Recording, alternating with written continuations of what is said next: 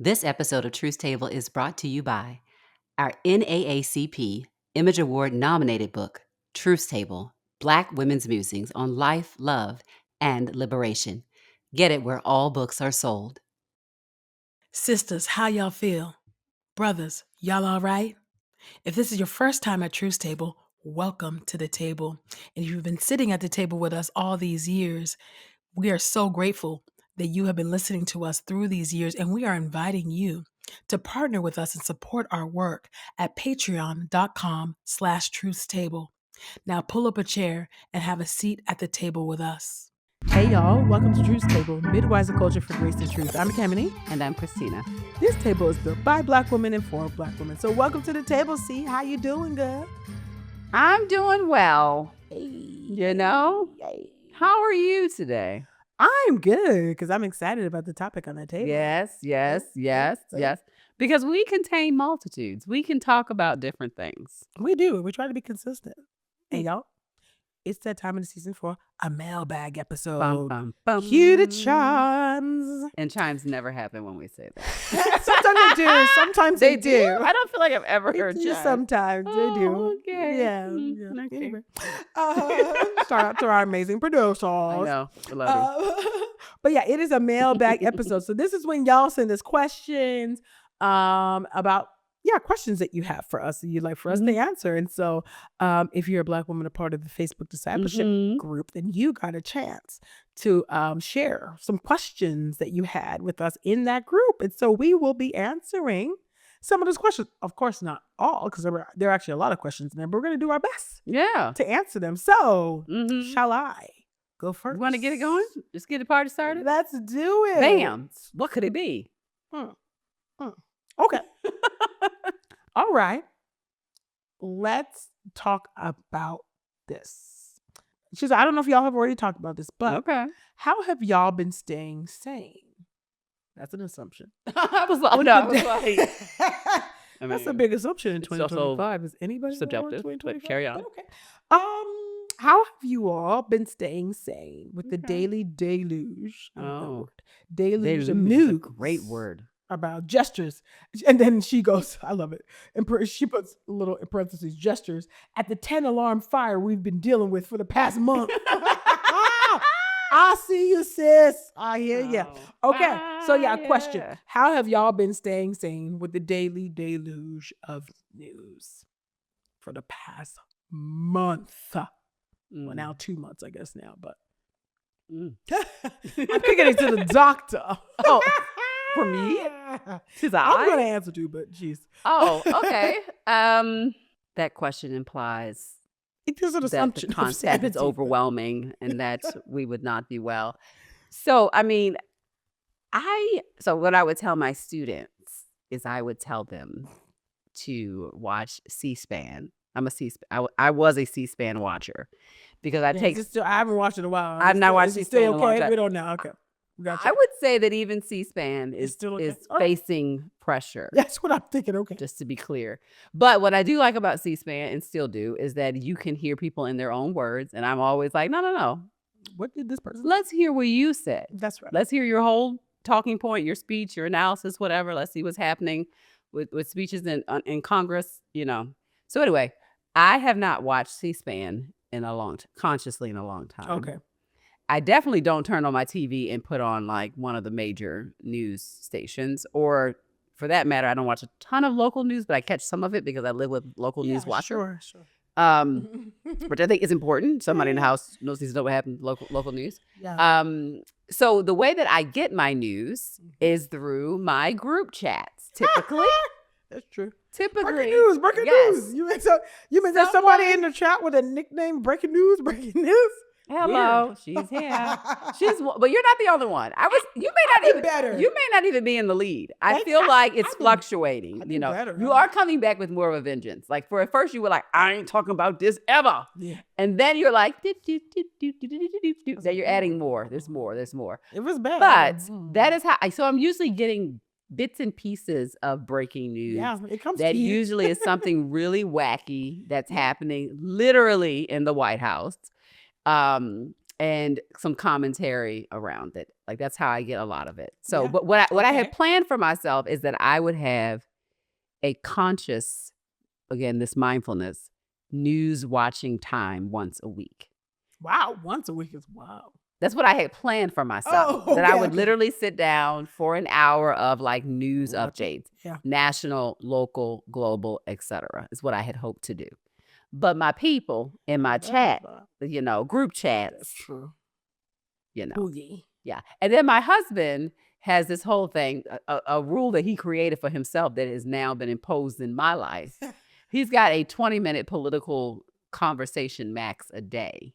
Wow. And Only 20 minutes. 20 minutes. Wow. And then he'll be like, I'm at 20 minutes. I can't, whatever. Even if Oh, he's the one, self-destruct. even if he's the one that started the conversation. So, but I think that's an attempt for him to say, like, I want some Yeah. boundaries around Yeah. conversation and, whatever. But that is what that looks like for me. How about you? Like, what is, because you're a news watcher.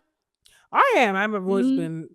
Yeah. I am the daughter of a Nigerian dad who was very much. Yeah. My a news grandmama didn't junkie. play This about is watching what it news. is Yeah. now. Mhm. So I've been socialized into this. Well. That's what it is. She knows what's happening. I am a news watcher. Mhm. Not as much anymore though, because propaganda.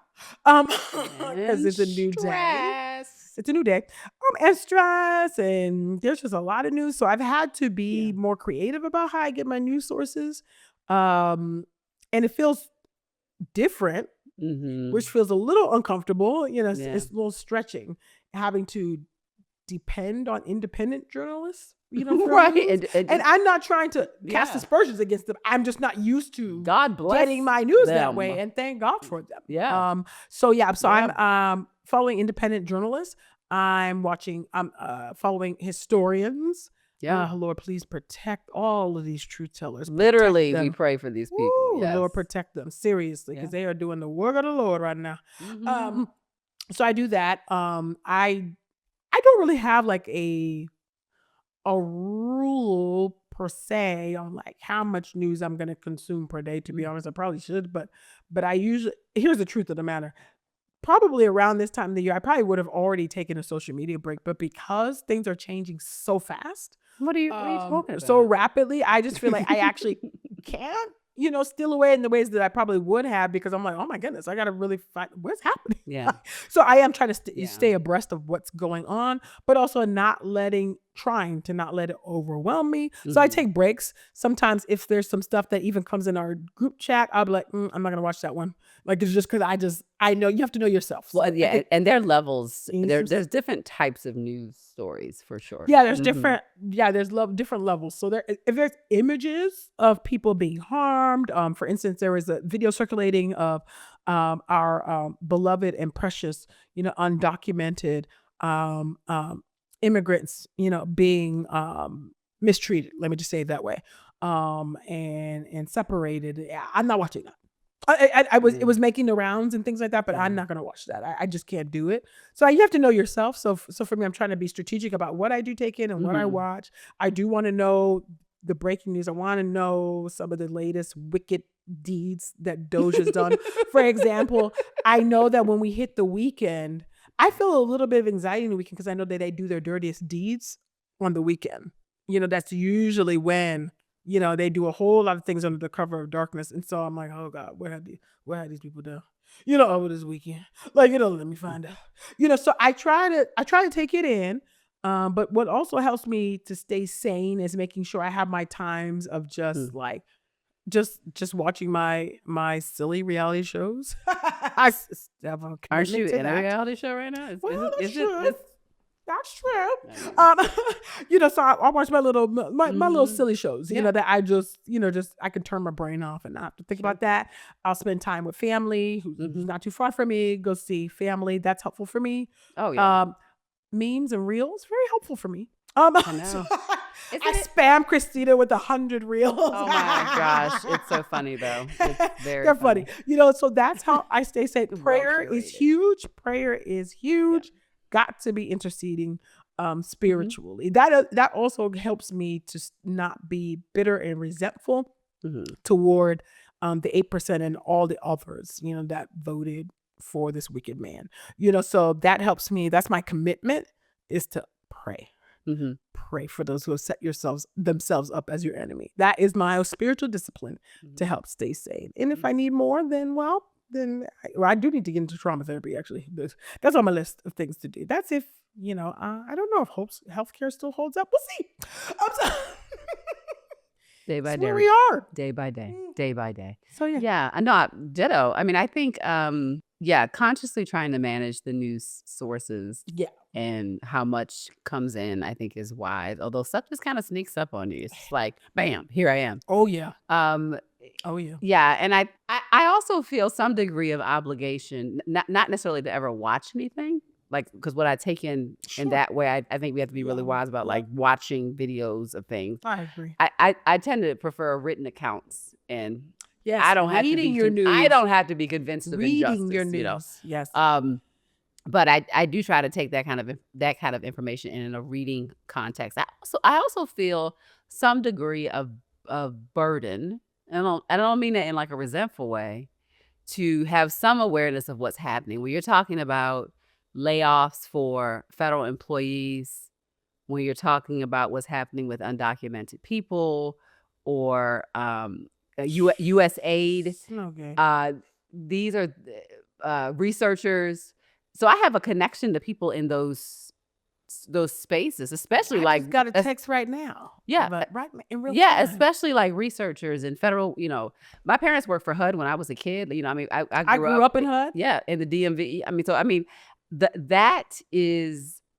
I feel a sense. I don't feel like I can just disappear from information. One, it would be impossible. I But agree. two, I also think it helps to inform the way that I need to pray and how I need to be empathetic towards other people. That's right. I agree. So, because every one of those news stories about, if you talk about Medicaid or Medicare cuts, if that moves through the Senate, we're talking about the fact that close to 40% of children in the United States are on Medicaid. So I feel like I gotta know about that. You gotta know about it. I gotta know about that. Yeah, I do have that sense of obligation too. I can't put my head in the sand, even if you want to. It's really hard to keep your head in the sand in 2025. Yeah. It was really difficult because you gotta be wise about the way you're receiving it and where you're receiving it from. To your point, and trying to expel the toxicity from your body. So working out is really good for me. My gosh, that's very, very important for me. That is also very helpful. Line dancing, yeah, very, very important. So. A lot of things that we do. So, Christina, you got the next mailbag question? Okay. Yeah. So let's see what else we got it's here. It's a good one. Yeah, and thank you to Morgan for that last one. I think we're gonna do Julie's question. It's the first one up. Oh, okay, sure. I think it is. Okay. Hey, Julia. Correction. Let me help me to read. Julia. Julia. Okay. Can you do an episode on managing relationships in religious circles? And then the response from you was, can you explain that further? Right. Because I need to give you everything that's happening here. And then the response, she says, I have been wondering how to teach others about skills like boundary setting in the church environment. I mean, because clearly there would never be boundary problems there. Boundaries not being evil, but necessary, and also communication, cross-generational, and also with respect for others' boundaries. And most of all, how to not cross the line between concern, prayer, and gossiping. Yeah, that wouldn't be that's actually a lot of questions in there. It is. Why don't you pick one? Yeah. Okay, sure. Yeah, it's funny. I don't. And I think it depends on where you are within the church, whether you're a lay member or if you're a leader. I think for a pastor in the pastorate, I think it's going to look a lot different. I've been in church leadership, but I've never, if I can recall, I've never felt like I've had issues with boundaries with other saints in the church. For me personally, I've not had that issue. I would imagine it'd be different if I were a pastor. Or on the ministerial staff, I would imagine, and I assume that would be harder. I did have, unfortunately, the experience of a stalker coming to my church many years ago. Now obviously that's a boundary violation, And were they a member of the church? They were not. Okay, but they came into the space. They came into the space. That would have been extra crazy if they were a member. Terrifying. No, they were not. That was crazy in of itself. But yeah, what was to me was a problem and an oversight there. The church was just like the lack of protection there. Like, wait a minute. So y'all just let the strange person that doesn't even fit within the demographics of this church, all are welcome. I'm not saying that, but this person is clearly sticking out, and you allow this person to come in and to inquire and to ask about me, you know what I mean? Then not even protect or check and cover. That's wild. Anyway, that church was wildly unsafe. We can have a conversation one day about church security. I have to come on up here, ministry. thoughts about that. That's important. You know what I mean? But that church was unsafe on so many levels. Anyway, but so there's that. But if I think about the question about the difference between genuine concern and maybe gossip, when praying, I think that's a good question. I think that I believe that curiosity is a love language. And I think that for us to do life on life, and really, do life together, we do have to know about the interior lives. We have to be curious, about one another. You mean people business? Yeah, we gotta know what it means. What does it mean to walk in these shoes? You know what I mean? This sounds very reasonable, but I'm just kind of what does it mean to walk in your shoes? What does it mean to live your life? What does your life look like? What are the burdens? What are the joys? What are the triumphs, the challenges, all of the things, right? And you know that by walking one another, interlocking with one another, asking questions, being curious, right? Just being in each other's space, vice versa. So I think there's a curiosity there. There's a genuine desire to get to know someone rather than a fact-finding mission and a fault-finding mission. Sure. How can I say? Poking, prodding, peering into people's lives apart from relationship. There can be this imbalance of like self-disclosure. And a vulnerability, right? And so it's like, wait a minute, you're very curious about this this part of my life, and yet I don't know much about your own, and you haven't shared much about me.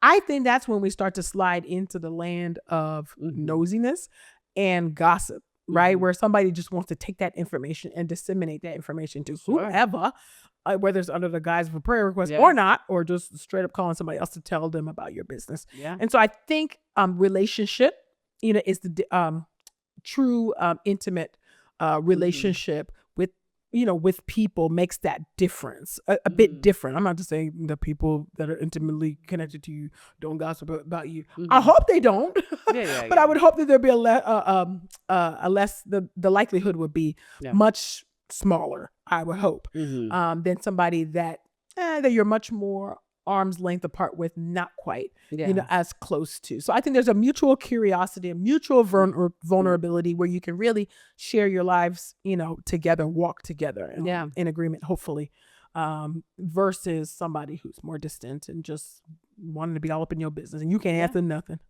Or you ask them but they don't really disclose.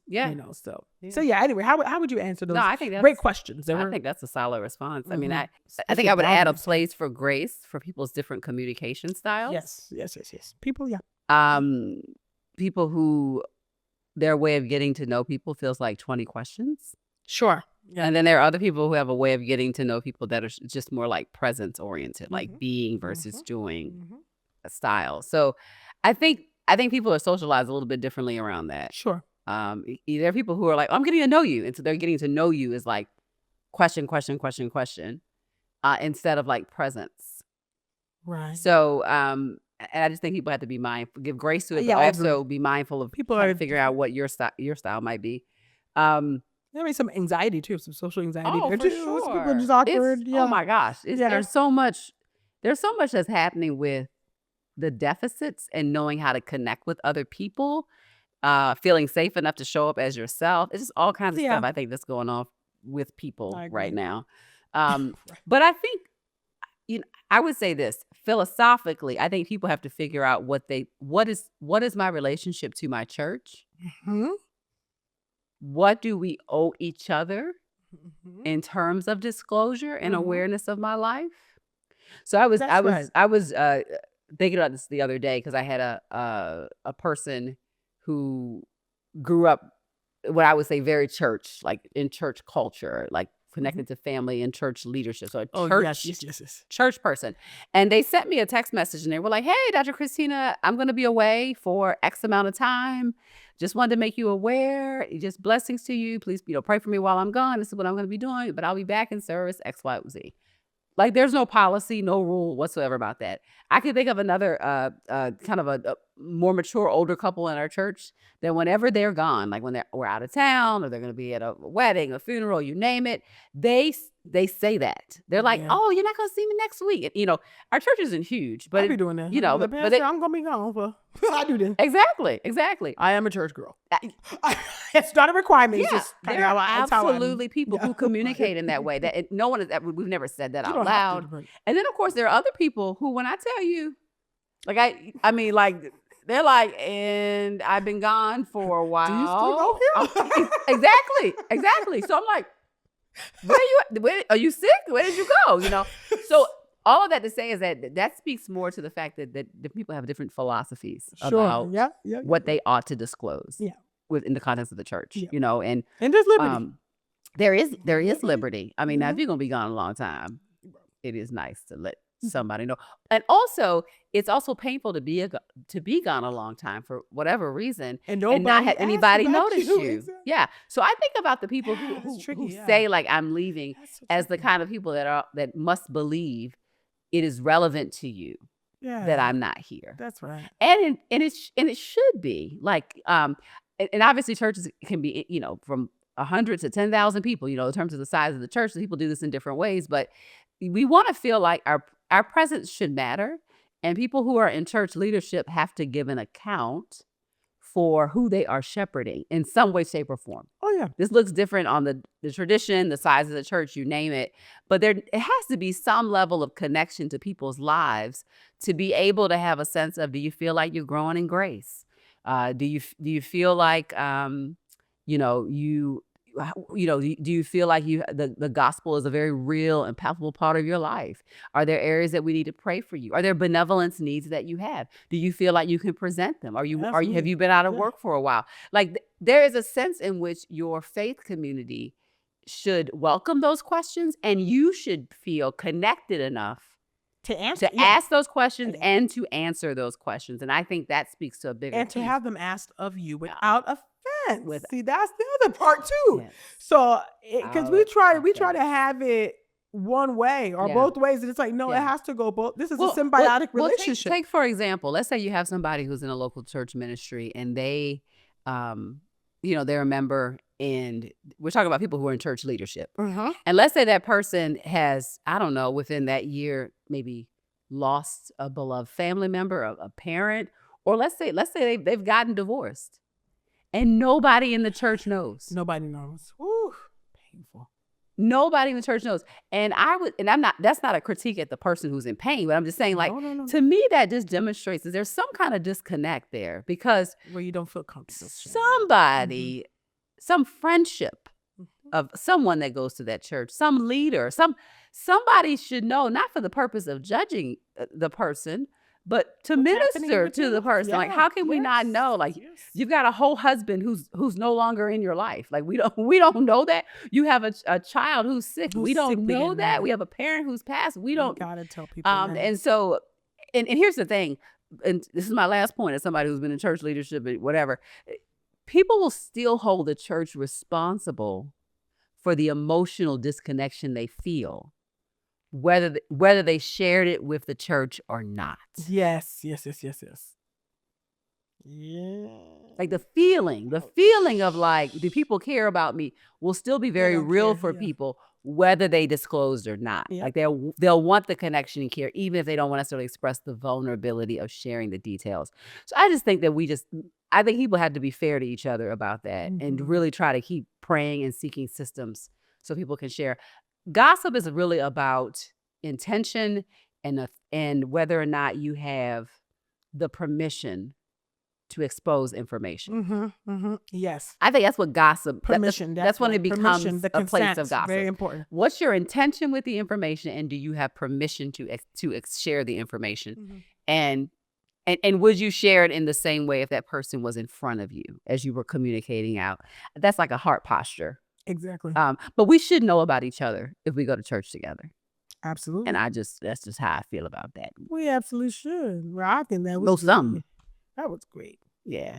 But you know what? I think after the commercial break, I think it Mm. would be good to hear from you as someone who is in in a ministerial capacity Yeah. about boundaries. What does that look like for Oh. somebody? Because I think that's important for people to hear that too. Because I Mhm. think sometimes people can. Anyway, let's talk Yeah. about that. Yeah, let's take We'll be right back. take a commercial break, and when we come back, we could talk more about boundaries, but also the rest of the mailbag questions. So don't go nowhere, y'all. We'll be right back. Our NAACP Image Award nominated book, Truth Table: Black Women's Musings on Life, Love, and Liberation, is making waves and shifting culture. I closed this book feeling like I had just partaken in a multi-course meal, filled with grace and the courage to carry on. And I believe you'll finish this book feeling the same way. Morgan Harper Nichols, artist and poet. Buy Truth Table: Black Women's Musings on Life, Love, and Liberation at our website or wherever books are sold. As you can see, we're not good for asking for money, but we are asking for money today, and here's why. In order for us to bring the content that we've been bringing to you for years at this point, 8 years. we've got a whole background of folks who are talented and gifted and loving people who we have to pay to make these things happen, as well as ourselves. And we want to keep bringing great content to you. We are in a desert of truth right now. There seems to be lots of lies happening. Lots of lies. And so if you support Alternative the idea of promoting truth in any way, shape, or form, we invite you to partner with Truth Table and become one of our Patreon supporters. Yes, actually, when you become a supporter, you actually get the episodes a couple days before the rest of the world. You get truth early. You get truth early. Yes, you can speak to, of course, communicate with us. Let us know your thoughts about the episode. And of course, we will be having some more private discussions about things going on in pop culture, in politics, all the things. Nothing. 2025 is very normal. I don't know. Nothing. Whatever. Nothing. Figment of my imagination. Nothing to see here. We'll be talking about the things. So anyway, join our community today, and thank you for sitting at the table with us all these years. Bye, y'all. All right, y'all, we're back at the table for our mailbag episode. And before we went to the break, we were talking about all the things regarding the difference between like gossip and true genuine curiosity, making those types of distinctions. Sure. But then also some lifting up a little bit of boundaries. And so I was curious because Julia had asked, like, what does it mean to manage these relationships within the church, particularly as somebody on the ministerial staff? What does that look like? What do boundaries look like? Can you just speak to that a bit? I mean, I can try. I mean, from your vantage, speak for yourself, but I think I recognize that I think of boundaries as informed by obviously like my personality, family of origin, or whatever. But a lot of it has to do with the fact that I'm a psychologist too. So I think that I might have tighter boundaries than someone else who just is in leadership and serves the church. Although I think they should have appropriate boundaries too. But it's not like my church work that shapes my view on that first and foremost. It's my work as having been in mental health psychology. So I bring that with me in a way that's probably different than other people do. I mean, so a couple of things that I think I'm mindful of is that church leadership, whether it is formal leadership or leadership of influence, is a particular type of power. And so you have to be mindful of the way that you use power. Even if you don't think you have any. And we all have some measure of it as it relates to someone else. And so I think we just have to be mindful of that. And so what we ask of people, there are some things that I do not ask of other people. Okay, what's an example? I mean, I could. It's not that it's a sin, but I'm mindful of it. So, for example, I've been in churches where, and this is not uncommon at all, right? That one family in the church might ask another person in the church to provide childcare for them. Right. I would be very cautious about that. Not because I think something's wrong with the person, but it's a type of ask that I would not want to obligate someone into that. And there are people who are like, I want to help you. I want to serve your family. I want to do this. I am mindful of that because I would not want to be making an ask that someone felt like they couldn't say no to. That's right. So just recently, like, Especially as we, leaders, yeah. we do teaching where we may have panel discussions and things. I'm mindful of who I ask Yeah. because I have to be able to ask people who I think have the capacity to say no freely. Yes. Oh, the power. You mean power dynamics? Yes, Shadow? to say no. And also I Yeah. have to have but by the way, position isn't the only power that happens in church, right? Because somebody can be a member and they could have more social power and influence than someone who's ordained leadership. For sure. For sure. Oh, yes. Because of money, because of resources, because of racial or gender dynamics. Longevity in the church, maybe, or yes. however it's not just title based. So you have to do like a power assessment, like asset mapping of like, how does your influence work out? So I tend to be just more mindful of those types of things. I am boundaried in the sense that I'm thoughtful about who I bring around my children. And for sure, yeah. And who has access to their lives and their story. I have a particular sensitivity to the way that missionary kids and pastors' kids are treated. That I think people are line steppers. That's right. I've seen enough, and it's not even just in the context of my family, but having been in the therapy world. At one point, I worked with several preachers' kids and missionary kids. And the ways in which they witnessed their parents being mistreated, slandered, the ways that they were pulled into things, the things they overheard. So sad. People have to be careful. And I think people can, and again, I'm all about holding leadership accountable. Like this is the nature of the work I do. But I know for a fact that people put unfair expectations on leaders. Oh, for sure. And scrutinize them in a way that they do not scrutinize their own lives and their own behaviors. And so I just think we have to be fair to people. I think we have to be fair to them. And I think having boundaries sets people up to not tempt people to be unfair.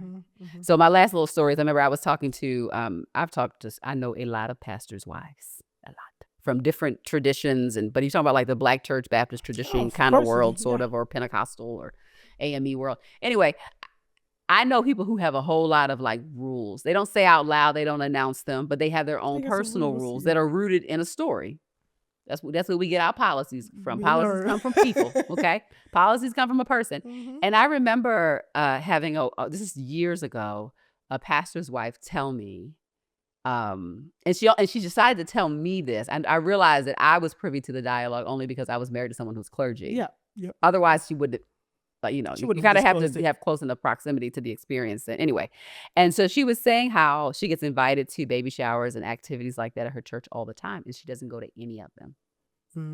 And she made a lot of clergy have that type of rule. So she made a choice not to attend any, even if she really wants to go, even if it's someone that she has a closer connection to, because she was like, I know that people will count up where I go and where I don't go, and they will hold that against me. They will. It will become, she decided to go here, but she didn't go there, and they have no sense of the capacity that she really actually has, or what her other responsibilities are, or the fact that she has a family outside of people that go to the church, right?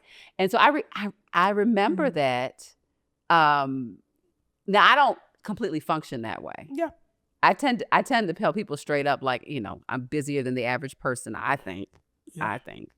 And I try to attend things that I can attend.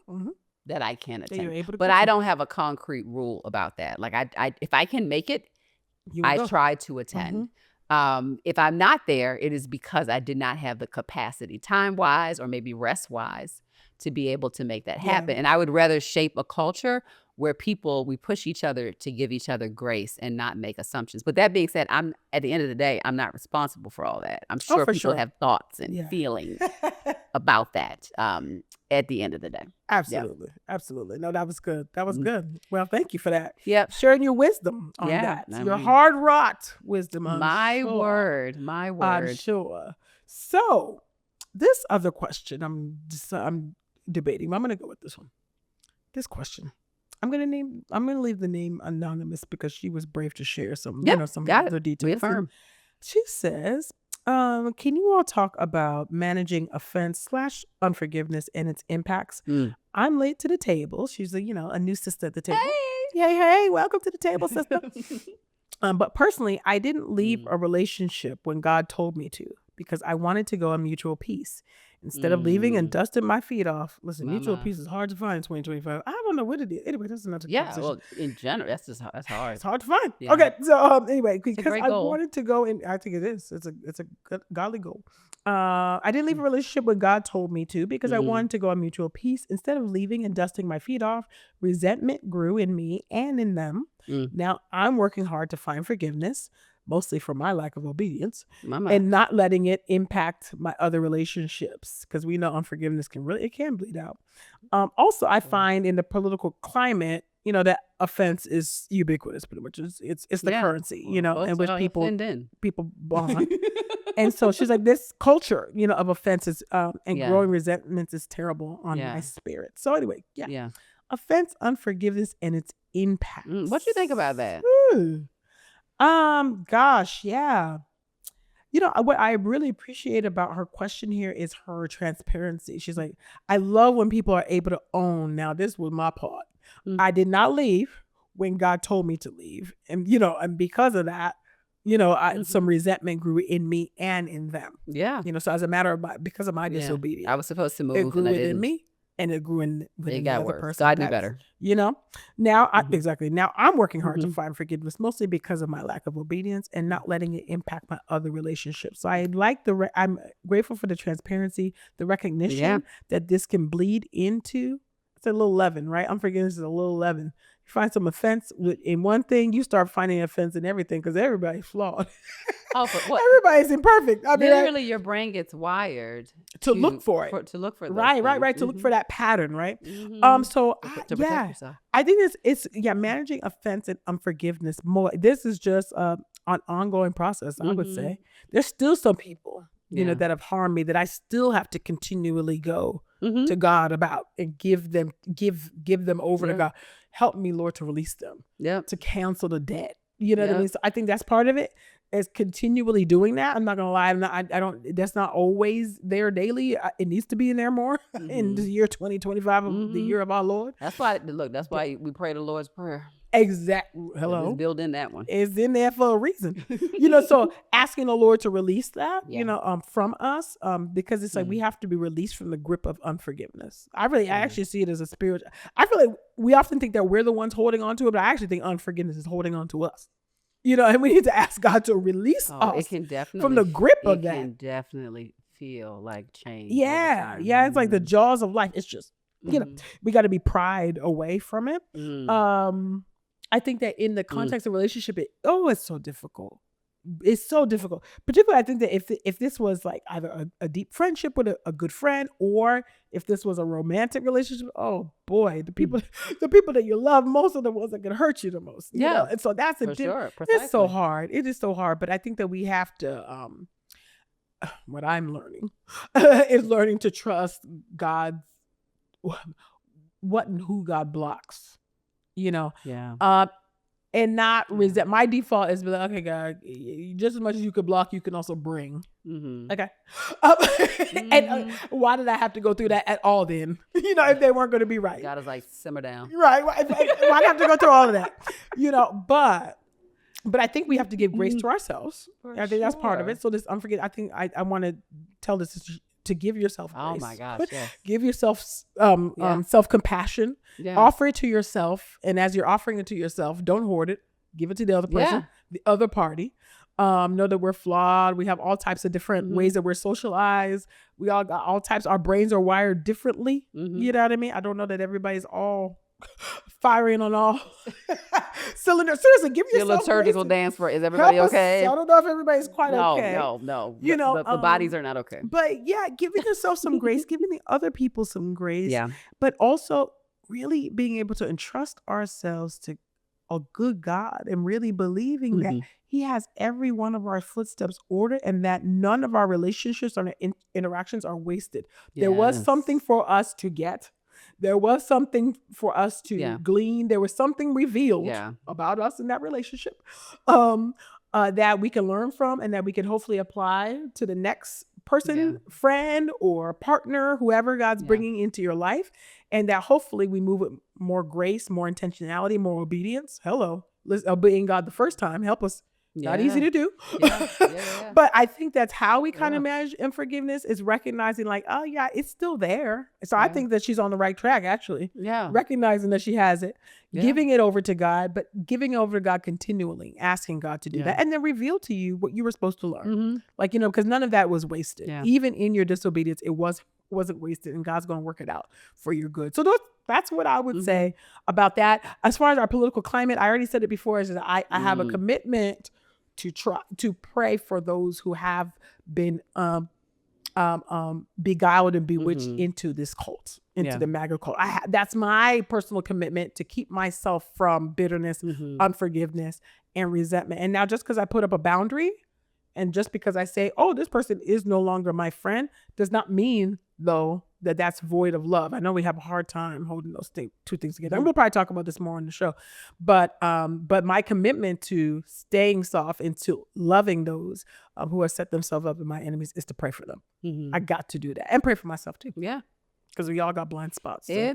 Christina, what would you say to this question? It's a command for a reason. Hello? Commands are things that we wouldn't do unless it was commanded. And the same thing with our faith and our obedience. Like the way that we know that we are seeking to be obedient to God is that God gives us something that we don't want to do, and we do it. Hello. You cannot measure obedience by things that you want to do, because you would want to do them and do them anyway. Like the only way, like we can't really see if we are being obedient. And the scripture tells us to love God is to obey God. So we are demonstrating our love for God by doing the thing that doesn't necessarily feel easy or natural to us, at least initially. Sometimes there are things that we grow over time to be like, okay, I love this and it pleases the Lord. Great. That's a win. But yeah, I mean, I think I had to remind myself of that as well. Like my obedience is shown not by doing the stuff that I like to do typically. Things I don't like to do. Exactly. Yeah. I mean, I think, I agree with you, ditto, that this sister's kind of self-analysis and self-work is just really mature and thoughtful. And I think that relationships are just hard. All of them, all kinds of them are difficult. And they reveal, they lift up mirrors. They reveal us. We don't like to see ourselves. That's and the best way for us to see ourselves is in comparison. It's in relationship. It's the mirror for which we get to self-analyze. And so it's just difficult to do that. I mean, forgiveness is the challenge of the believer. I'm telling you. It does not change. I mean, I believe it is our challenge until we see the Lord face to face. Forgiveness and waiting. I think until we see the Lord face to face, this is hard. We are going to be challenged by forgiveness. And yet I've always told people that I think we have to get in alignment with at least wanting what God wants. Sure. Even if we cannot do it. Right. Even if we, in our strength, we cannot do it. We have to. We agree with God. Agree with God. We have to start with agreement with God. That the desire has to be there. Like, Lord, I can't do this in my strength, but I want to be free. That's right. From seeking this emotional debt, this physical debt, well, you name it, from this particular person.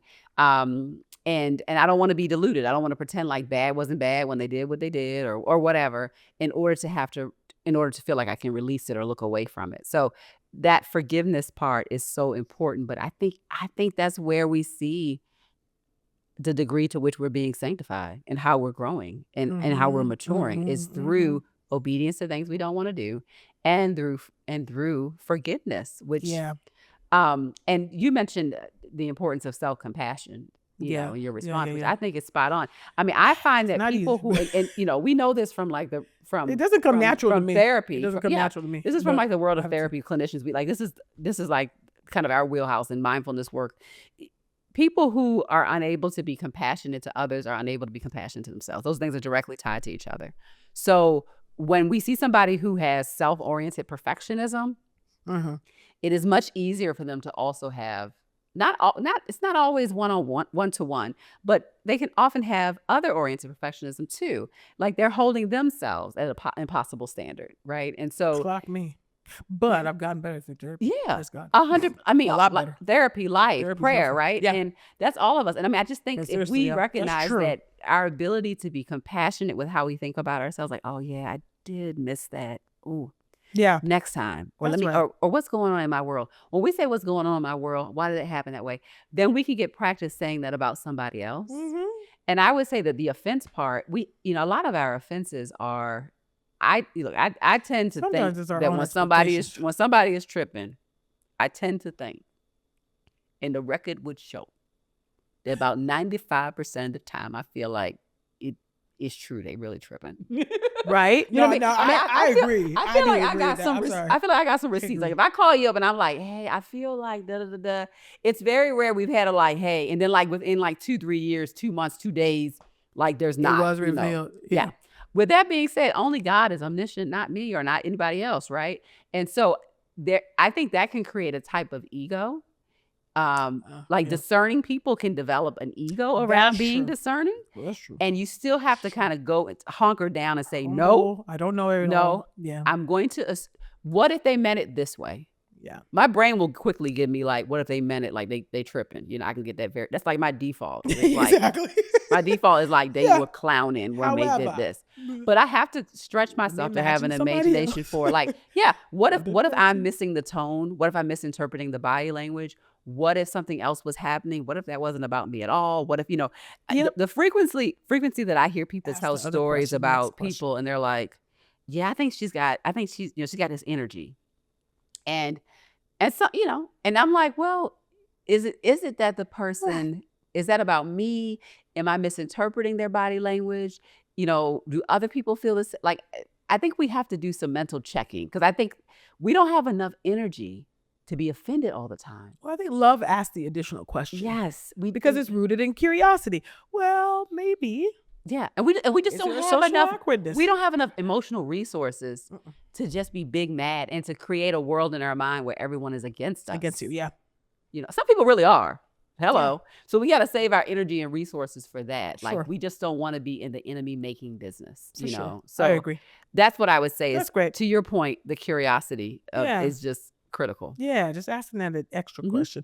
I would also say this is also helpful to some degree with unforgiveness and, particularly in the context of romantic relationships. For me, I try to still, even when the Lord, the door has closed with that person, and they've set themselves up, and they treat it in dishonor or just whatever, I still try to pray for them still. Yeah. It's really hard to hate or be angry or resentful towards somebody that you're praying for. It's really hard to do. Yeah. Maybe it's possible, but I think it's hard to do, and it helps to break that, I think, in some way. So I try to keep a commitment to praying. And there's a time where I'll just feel a release to where I don't have to pray for them any longer, but there's a sense in which there's a period of time. It's just my own personal, I guess, discipline that I felt like, okay, let me just continue to lift up this person. You know what I mean? Because if the relationship was only about, or the friendship, whatever, was only about what that person could do for you, then that's called objectification.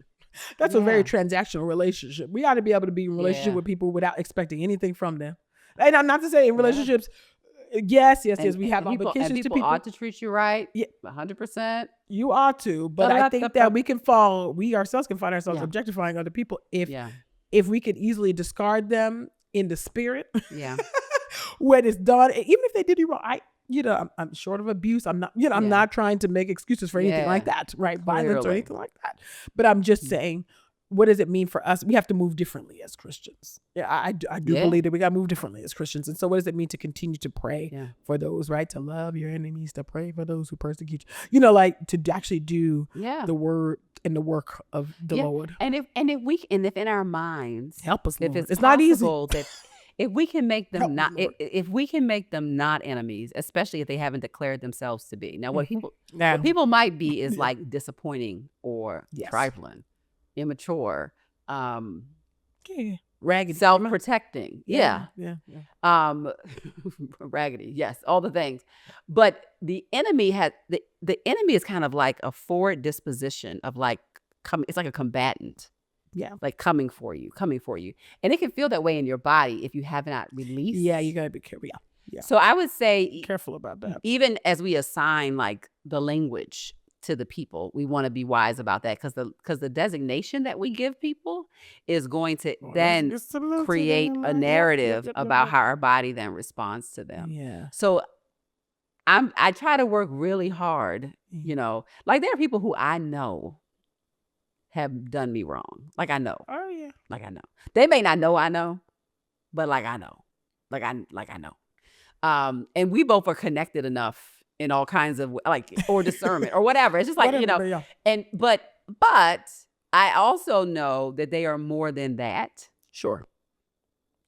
That's where I get, but I also still have my right to my boundaries as well. You know, I have a right to my boundaries around people who have shown themselves to be unkind or whatever or it dangerous. might be. Yeah. All the above. The range, you know. The range is there. The range is there. So anyway, I think that question is a really great one for people to be thinking to keep about. chewing on. Yeah, I think it's helpful and assessing people's capacity. For me, is really helpful. It's like, oh, this person, they're at war within themselves, so they're gonna be at war with me. Well, people are disappointing. Yeah, people disappoint